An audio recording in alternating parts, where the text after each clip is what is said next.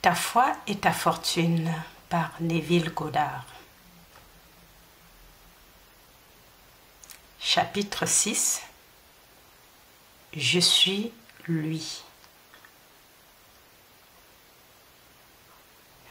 Traduction et narration par Julie Descamps.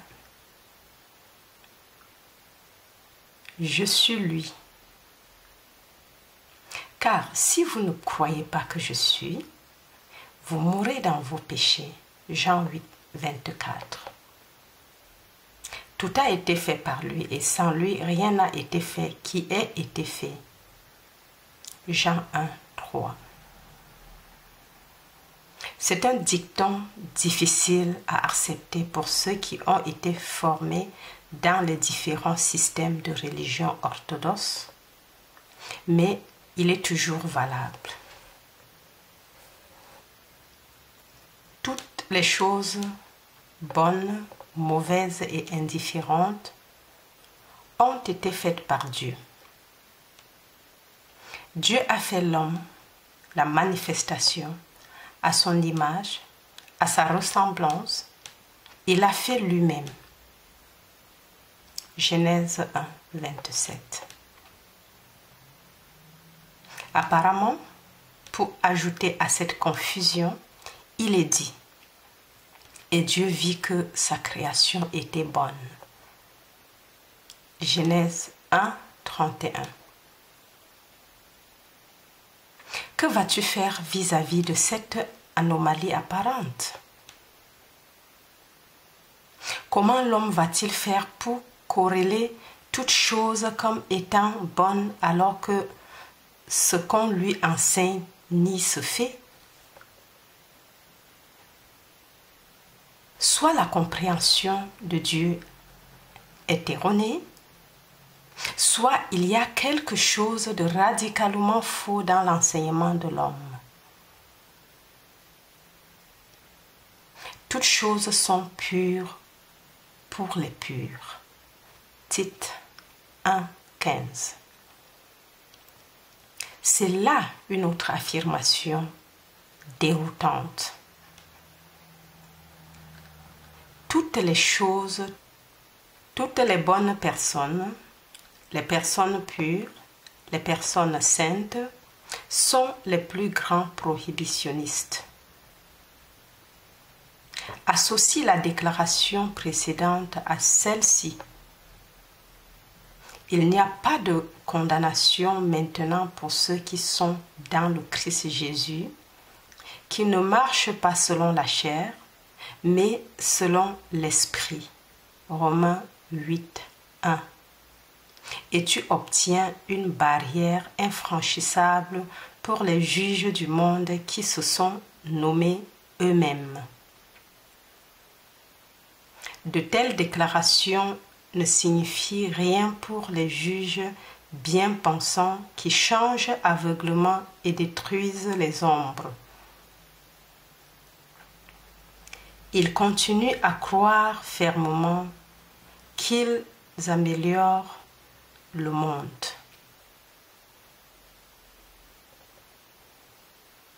L'homme, ne sachant pas que son monde est sa conscience individuelle surpassée, s'efforce en vain de se conformer à l'opinion des autres plutôt que de se conformer à la seule et unique opinion existante, à savoir son propre jugement sur lui-même.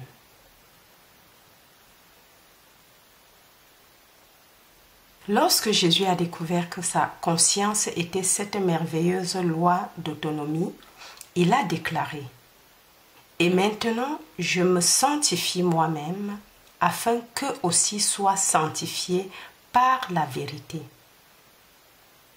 Et pour eux, je me sanctifie moi-même, afin qu'eux aussi soient sanctifiés par la vérité. » Jean 17, 19. Il savait que la conscience était la seule réalité, que les choses objectivées n'étaient rien d'autre que différents états de conscience. Jésus a averti ses disciples de chercher d'abord le royaume des cieux, cet état de conscience qui produirait la chose désirée, et toute chose leur serait ajoutée. Matthieu 6, 33. Il a également déclaré « Je suis la vérité ». Jean 14, 6. Il savait que la conscience de l'homme était la vérité ou la cause de tout ce que l'homme voyait comme son monde. Jésus a réalisé que le monde était fait à l'image de l'homme. Il savait que l'homme voyait son monde tel qu'il était parce que l'homme était ce qu'il était. En bref, la conception que l'homme a de lui-même détermine ce qu'il voit comme étant son monde.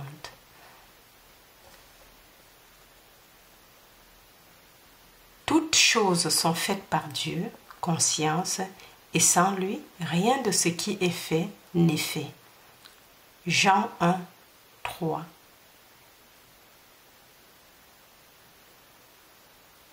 La création est jugée bonne et très bonne parce que c'est la ressemblance parfaite de cette conscience qui l'a produite. Être conscient d'être une chose et ensuite se voir exprimer autre chose que ce que l'on est conscient d'être est une violation de la loi de l'être. Par conséquent, ce ne serait pas bon. La loi de l'être n'est jamais violée. L'homme se voit toujours exprimer ce qu'il est conscient d'être.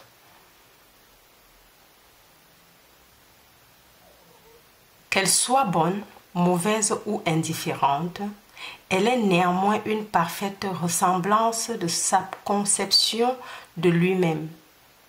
Elle est bonne et très bonne. Non seulement toutes les choses sont faites par Dieu, mais toutes les choses sont faites par Dieu.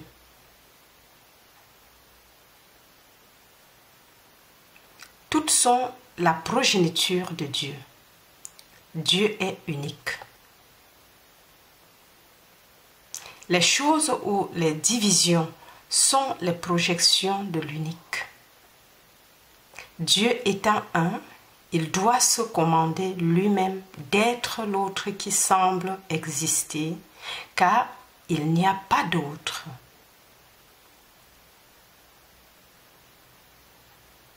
L'absolu ne peut contenir en lui-même quelque chose qui n'est pas lui-même. Si c'était le cas, alors il ne serait pas absolu, l'unique.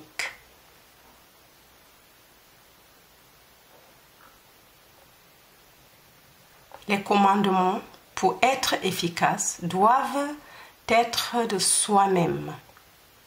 Je suis ce que je suis est le seul commandement efficace. Je suis le Seigneur et il n'y en a pas d'autre à côté de moi. Ésaïe 45, 5, Joël 2, 27.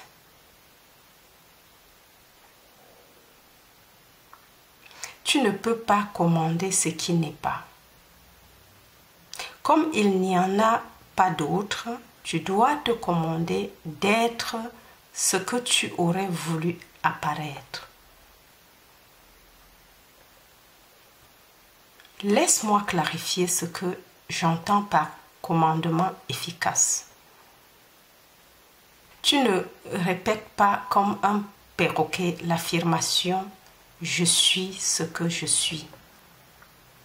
Une telle répétition vaine serait à la fois stupide et inutile.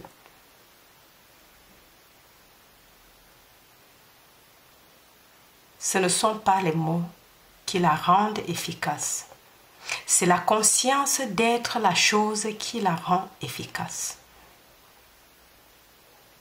Lorsque tu dis « je suis », tu te déclares comme tel. Le mot dans la déclaration « je suis ce que je suis » indique ce que tu serais. Le deuxième « je suis » de la citation est le cri de victoire. Tout ce drame se déroule intérieurement, avec ou sans l'utilisation de mots. Sois tranquille et sache que tu l'es.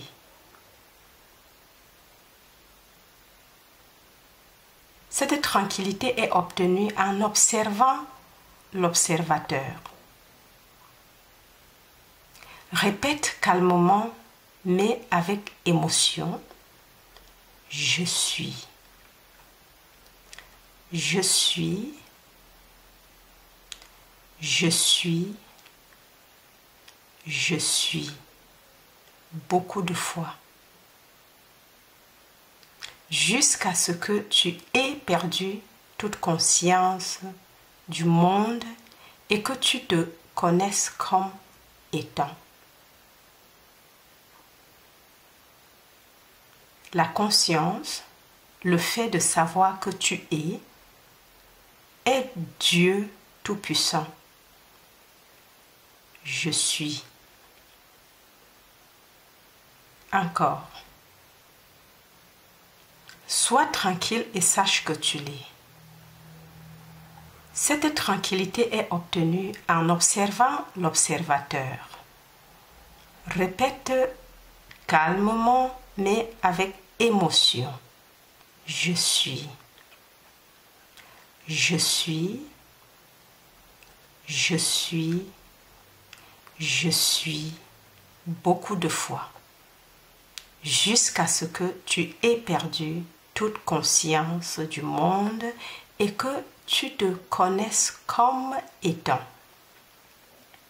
La conscience, le fait de savoir que tu est Dieu Tout-Puissant. Je suis.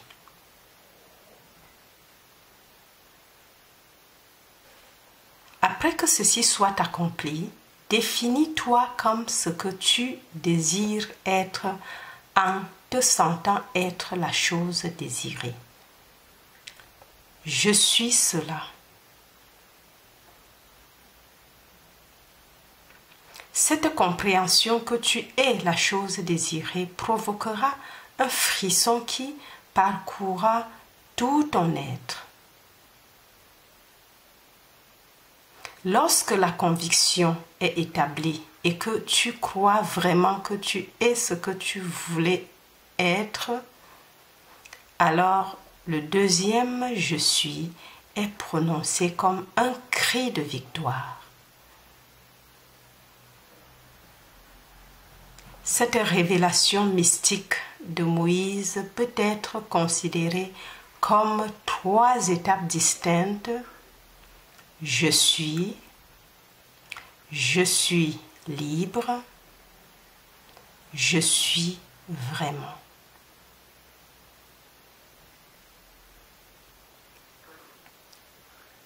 Peu importe les apparences qui t'entourent, toutes les choses font place à la venue du Seigneur. Je suis le Seigneur qui vient dans l'apparence de ce que je suis consciente d'être. Tous les habitants de la terre ne peuvent pas retarder ma venue ou remettre en question mon autorité d'être ce que je suis, consciente que je suis. Tous les habitants de la terre sont comme rien, et il fait selon sa volonté dans les armées des cieux et parmi tous les habitants de la terre, et personne ne peut retenir sa main ni lui dire « Que fais-tu » ni lui dire « Que fais-tu » Daniel 4, 35. Je suis la lumière du monde. Jean 8, 12. Se cristallisant dans la forme de ma conception de moi-même.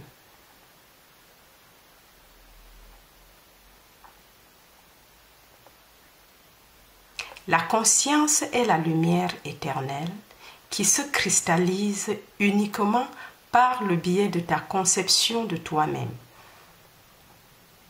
Change ta conception de toi-même et tu changeras automatiquement le monde dans lequel tu vis. N'essaye pas de changer les gens. Ce ne sont que des messagers qui te disent qui tu es.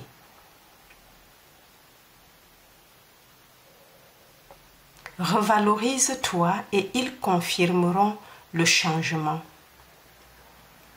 Maintenant, tu comprendras pourquoi Jésus s'est sanctifié à la place des autres.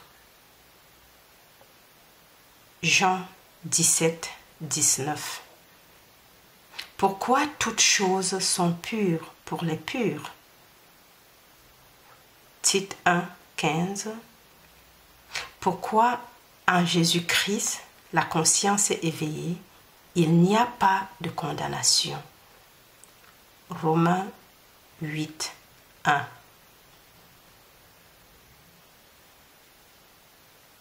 Réveille-toi du sommeil de la condamnation et prouve le principe de la vie. Arrête non seulement de juger les autres, mais aussi de te condamner toi-même.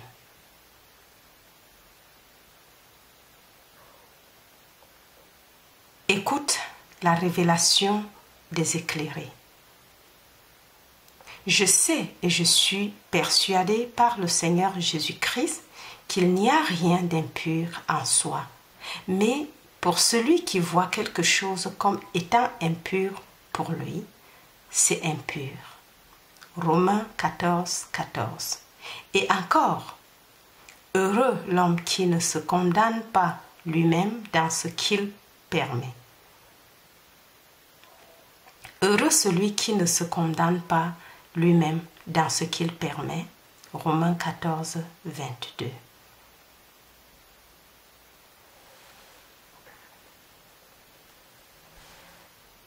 Arrête de te demander si tu es digne ou indigne de prétendre être ce que tu désires être. Tu seras condamné par le monde seulement tant que tu te condamneras toi-même. Tu seras condamné par le monde seulement tant que tu te condamneras toi-même. Tu n'as pas besoin de travailler sur quoi que ce soit. Les travaux sont terminés. Le principe selon lequel toutes les choses sont faites et sans lequel il n'y a rien de fait qui soit fait est éternel. Tu es ce principe. Ta conscience d'être est cette loi éternelle. Tu n'as jamais rien exprimé dont tu n'étais pas conscient d'être et tu ne le seras jamais.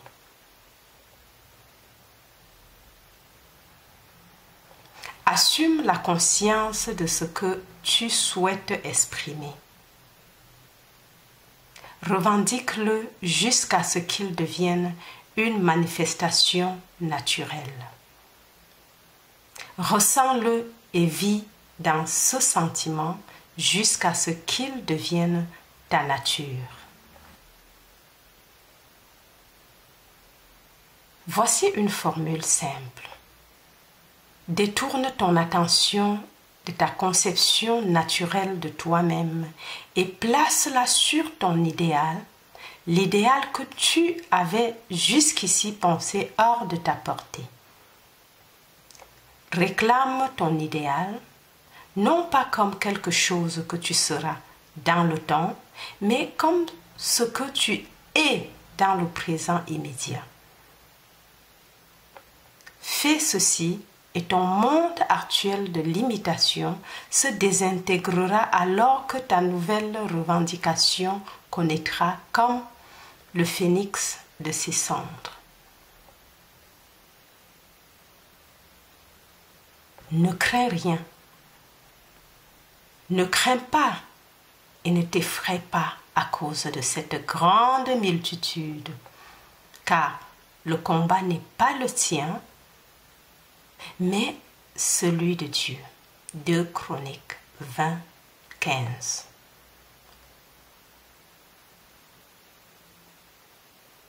Tu ne luttes pas contre ton problème. Ton problème ne vivra que tant que tu en seras conscient.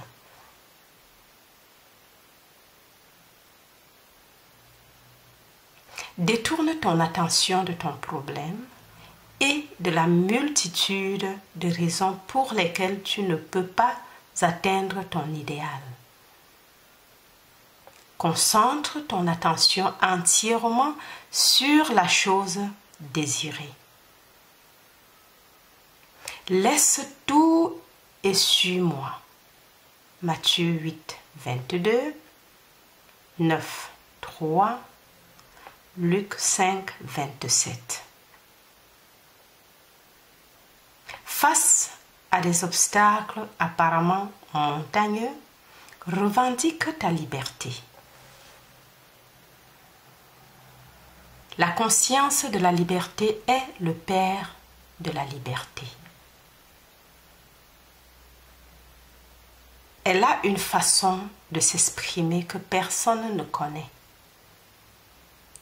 Tu n'auras pas besoin de te battre dans cette bataille. Mets-toi en position, tiens-toi tranquille et vois le salut du Seigneur avec toi. 2 Chroniques 20, 17. Je suis le Seigneur.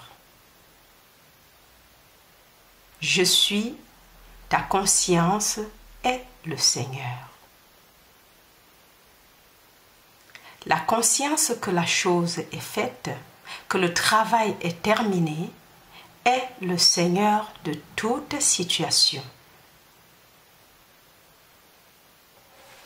Écoute attentivement la promesse. Tu n'auras pas besoin de lutter dans cette bataille.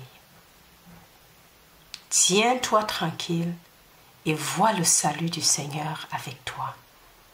2 Chroniques 20, 17. Avec toi.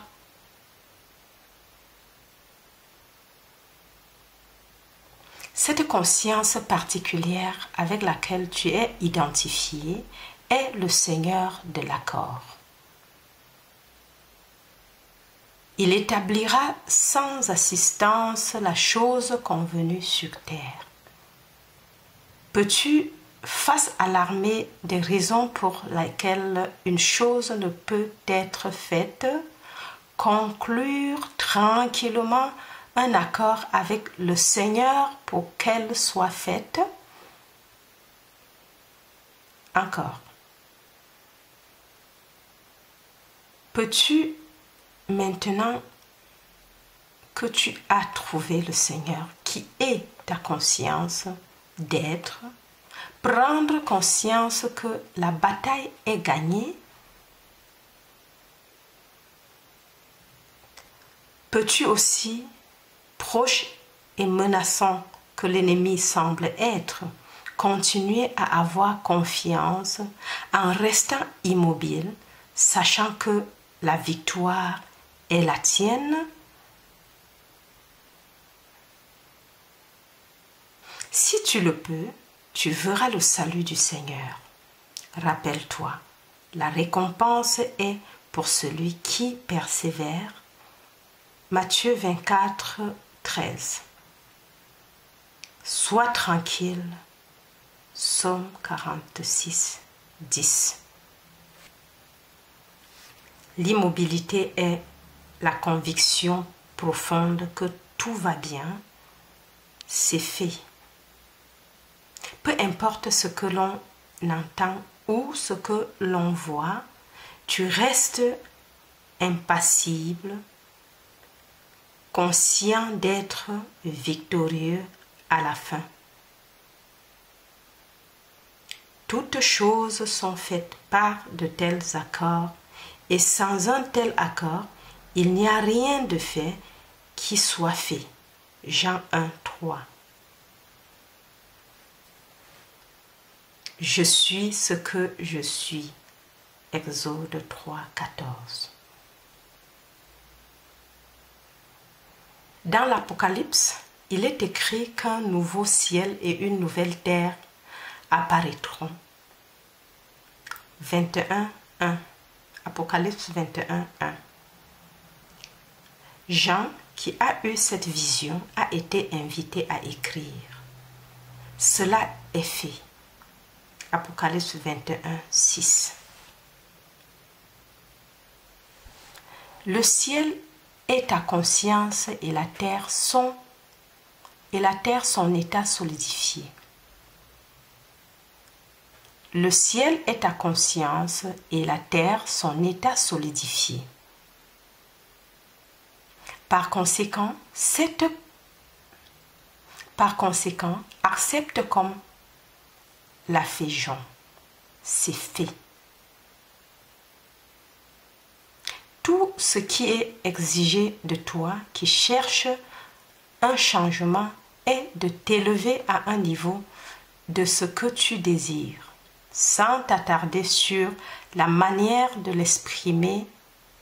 Note que cela se fait en ressentant le naturel de l'être.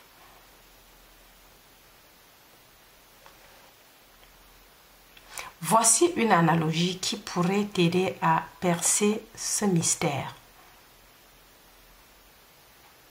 Supposons que tu entres dans une salle de cinéma au moment où le long métrage touche à sa fin. Tout ce que tu as vu du film, c'est la fin heureuse.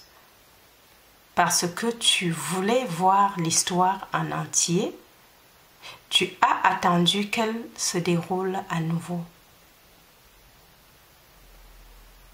Avec la séquence anticlimatique, le héros est présenté comme accusé, entouré de fausses preuves, et tout cela pour arracher des larmes au public. Mais toi, rassuré par la connaissance de la fin, tu restes calme en comprenant que, quelle que soit la direction apparente de l'image, la fin a déjà été définie. De la même manière, va jusqu'au bout de ce que tu cherches. Assiste à l'heureux dénouement en sentant consciemment que tu exprimes et possèdes ce que tu désires exprimer et posséder, et toi, par la foi, comprenant déjà la fin, tu auras la confiance née de cette connaissance. Cette connaissance te soutiendra pendant l'intervalle de temps nécessaire au déroulement de l'image. Ne demande aucune aide à l'homme sans que c'est fait, en prétendant consciemment être maintenant ce que tu espères être en tant qu'homme ou femme. Encore. Ne demande aucune aide de l'homme ou femme sans que c'est fait, en prétendant consciemment être maintenant ce que tu espères être en tant qu'homme ou femme.